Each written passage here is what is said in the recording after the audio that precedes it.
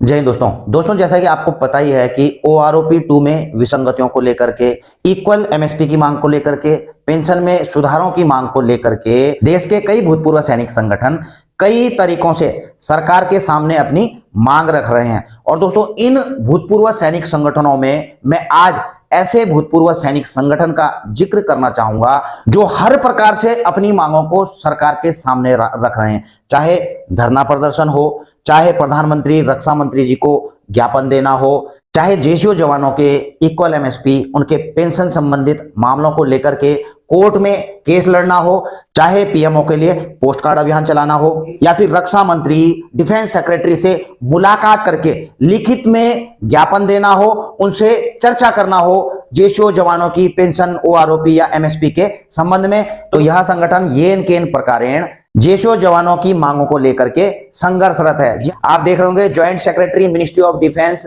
Inquiry about voice memo submitted earlier to government of India, part 2 of voice assessment meeting with government. तो दोस्तों, आपको पता होना चाहिए कि 10 मई को वॉइस ऑफ एक्सेसमेंट सोसाइटी के डेलीगेशन की सेक्रेटरी और ज्वाइंट सेक्रेटरी के साथ में मीटिंग हुई थी। इसका नाम दिया था यहाँ पर पार्ट 2 इसलिए दिया गया दोस्तों कि इससे पहले भी जो है इस संगठन की सेक्रेटरी और ज्वाइंट सेक्रेटरी के साथ में मीटिंग हो चुकी है। और दोस्तों, इस पर जो है OROP से लेकर के पेंशन संबंधित कई मुद्दों पर जो है डिफेंस सेक्रेटरी और ज्वाइंट सेक्रेटरी के साथ में चर्चाएं की गई हैं और अपनी मांगों को रखा गया। तो दोस्तों, आप देख रहे होंगे कि क्या चर्चाएं की गई, क्या मांगे रखी गई, उनके पीछे क्या तथ्य दिए गए। नंबर 1 आप देख रहे होंगे दोस्तों, कृपया औसत के बजाय OROP का निर्धारण आधार वर्ष के अधिकतम तीनों सेनाओं का पर रैंक वेटेज के साथ करें। तीनों सेनाओं में सीधे प्रवेश, आउट ऑफ टर्न प्रमोशन, अतिरिक्त वेतन वृद्धि, कोर्ट के आदेश पर पेंशन पाने वालों के आंकड़ों को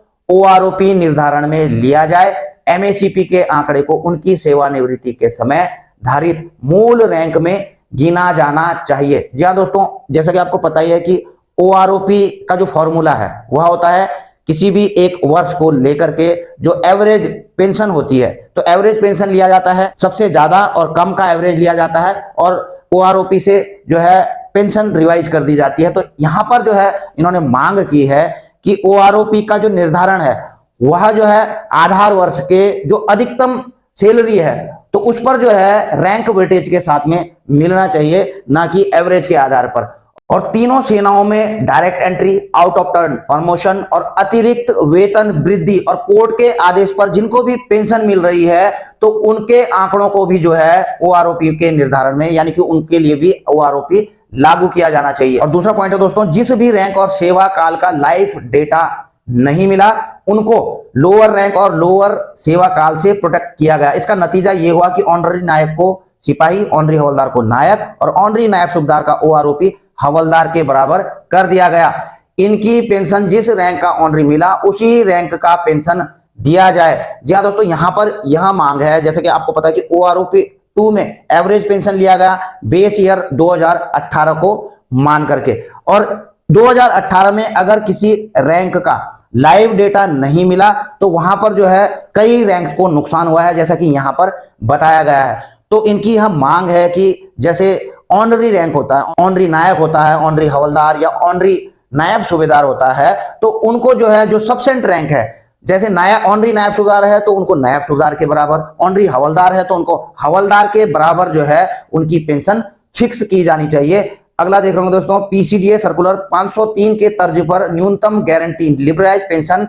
फैमिली पेंशन को भी OROP तालिका में शामिल किया जाना चाहिए। न्यूनतम गारंटी पेंशन 1 जनवरी 2016 से 6 CPC के दौरान तय पेंशन के अनुसार निर्धारित हो, यानी कि जो न्यूनतम गारंटी पेंशन है लिबरलाइज फैमिली पेंशन को, तो उनको भी जो है OROP के दायरे में लाया जाना चाहिए। अगली मांग है दोस्तों जिस पर चर्चाएं की गई, जो पॉइंट, ये सारे वो पॉइंट हैं दोस्तों जिस पर जो है चर्चाएं की गई डिफेंस सेक्रेटरी और ज्वाइंट सेक्रेटरी के साथ में।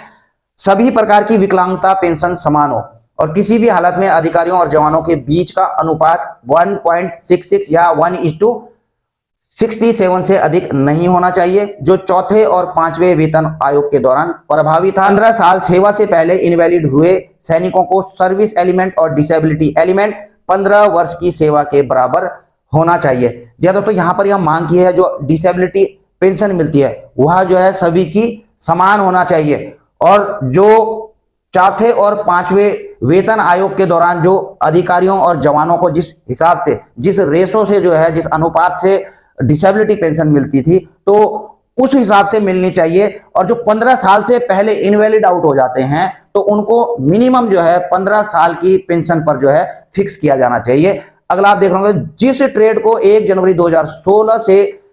6200 रुपए का एक्स पे मिल रहा है, उस ट्रेड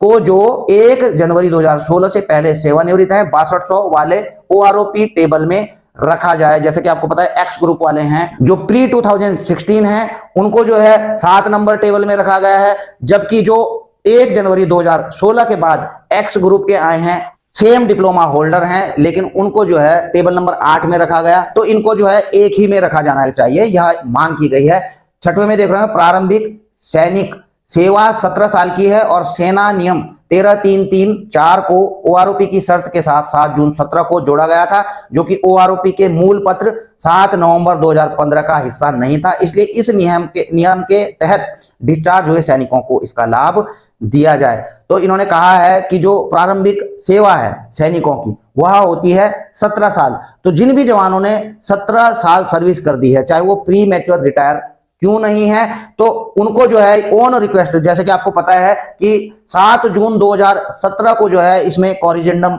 आया था, जिसमें यह रूल दिया गया था आर्मी का कि 13.3.3.4 के अंतर्गत जो भी रिटायरमेंट आते हैं ऑन रिक्वेस्ट पर प्री मैच्योर रिटायर, तो उनको ओआरओपी के दायरे से बाहर किया गया है। तो यहां पर इस चीज को बताया गया है कि जो 7 जून 2017 को, क्योंकि इसे जोड़ा गया था, इसलिए जो है इस नियम के तहत जो डिस्चार्ज हुए सैनिक हैं वो जो है 7 नवंबर 2015 के पत्र के नियमों के हिसाब से इस दायरे में नहीं आते हैं। इसलिए उन सबको ओआरओपी का लाभ दिया जाना चाहिए। अगला दोस्तों देख रहे हैं कि पे कमीशन की विसंगतियां जो हमारे मेमो 10 फरवरी 2023 और संयुक्त मेमो 12 मार्च 2023 में वर्णित है की तरफ ध्यान दिलाया। तो दोस्तों इससे पहले जो है मेमोरेंडम भेजे गए थे वॉइस ऑफ एक्सप्रेसमैन की तरफ से, ये डेट भी दी है, तो इसके बारे में भी जो है उन्होंने कहा है कि इन पर ध्यान दें जो हमने जो है मेमोरेंडम आपको भेजा है। अब इनके जवाब में जो सेक्रेटरी हैं उन्होंने क्या कहा, उन्होंने कहा कि एवरेज के नियम को जनरल सतवीर के केस में सुप्रीम कोर्ट ने सही ठहराया है। उन्होंने अपने जवाब में कई विकसित देशों और भारत द्वारा पूर्व सैनिकों के हेल्थ केयर और पे और पेंशन पर किए जा रहे खर्च का तुलनात्मक डेटा बताया और कहा कि आपकी मांगों को धीरे धीरे ही पूरा किया जाएगा, अभी पैसे की कमी है और अभी ओआरओपी के लिए 25,000 करोड़ रुपए दिया गया है। तो दोस्तों यहां पर सेक्रेटरी साहब ने बताया कि जो एवरेज वाला फॉर्मूला है उसको तो सुप्रीम कोर्ट ऑलरेडी सही बता चुका है और जो आपके अन्य मांगे हैं उसमें जो है काफी खर्चा आएगा, जबकि हमारे पास अभी बजट की कमी है, धन की कमी है और अभी हमने ओआरओपी के लिए 25,000 करोड़ रुपए अलॉट किया गया है। उन्होंने कहा कि मांगे आपकी गलत नहीं है और भविष्य में जो भी दिया जाएगा आप लोगों के कैटेगरी को ही दिया जाएगा। यानी कि यहां पर उन्होंने भरोसा दिलाया है डिफेंस सेक्रेटरी साहब ने कि एक तो जो आपकी मांगे हैं उनको धीरे धीरे पूरा किया जाएगा बजट के हिसाब से, और दूसरा जो है जो भी आपकी मांगे हैं आपकी कैटेगरीज को ही भविष्य में जो है दिया जाएगा। व्यापक चर्चा हुई, यानी कि इन सब मुद्दों पर जो है काफी लंबी चौड़ी चर्चा की गई डिफेंस सेक्रेटरी के साथ में और ज्वाइंट सेक्रेटरी के साथ में। जैसा कि आपको पता ही है, पिछली वीडियो में मैंने बताया था कि तकरीबन 1.5 घंटे तक जो है यह चर्चा की गई।